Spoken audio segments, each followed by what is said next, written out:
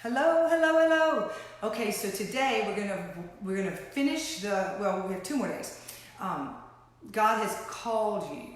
Okay, I've been breaking down, and you can go back in the emails and see each letter stands for something. This is a little process of how do I walk with a clean heart? Okay, how in Psalms it says, "Create in me, Lord, a clean heart."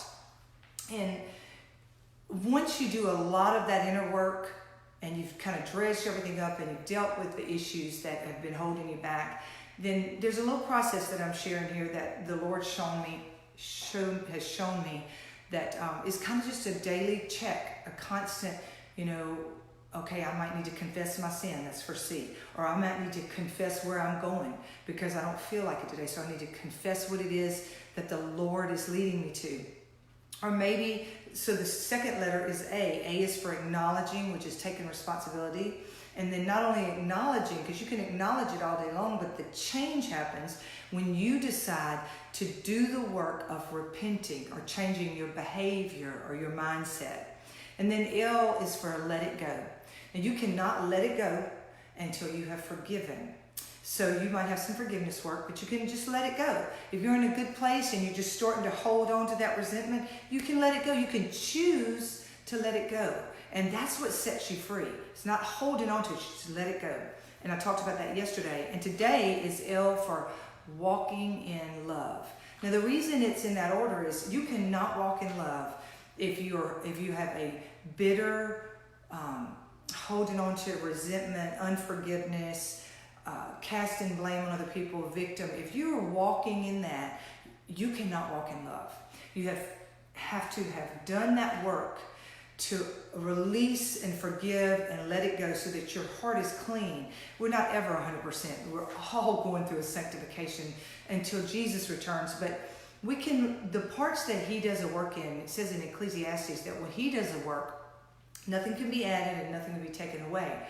So when we submit unto him and we let him do that work, then after that work is done, we're able to show up in love. Okay, showing up in love is being like Jesus. It's allowing the Spirit to move through you. It's allowing the Spirit to hear his voice at a cleaner, clearer level so that you can go forth and be his hands and feet and his mouthpiece. So walking in love is something that, first of all, we all have love shed abroad in our heart. But remember, we talked about the muddy water. It's this cleaning our heart out that allows that love to flow. We become like a fluid vessel, like the garden hose. It's like that kink gets out of it and that water runs. Well, that's the same thing with love. We show up in love.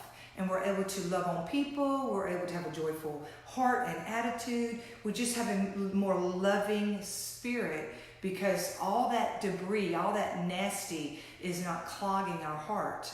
But the love is coming from him to us and through us to others. And that's really, God is love. He says, if you love me, you'll obey me. Love and obedience hold hands. Love is, the Lord told me one time, I was having my quiet time and I just laid my Bible on my chest and I said, Lord, is there anything else you want to share with me? And I just listened. And he said, love is the master key. And I have never forgotten that because if you know, like, let's say you have an apartment complex and all the people living there have keys to their houses, but there's one key that's a master key. And that key will unlock every single door. And when you get the visual of that, it even says that love covers a multitude of sins. I mean, your love walk is so major for unblocking your flow, from letting you walk in the things of God that he's called you to walk in.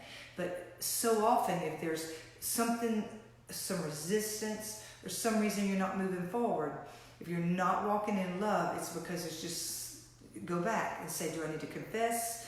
Do I need to take responsibility? Do I need to acknowledge and go and address something? Do I need to just let something go? Do I need to do forgiveness work? And once you address those things, then you can choose to walk in love. So tomorrow, we're walking through the word called, and tomorrow is E. And I'll tell you tomorrow what E stands for.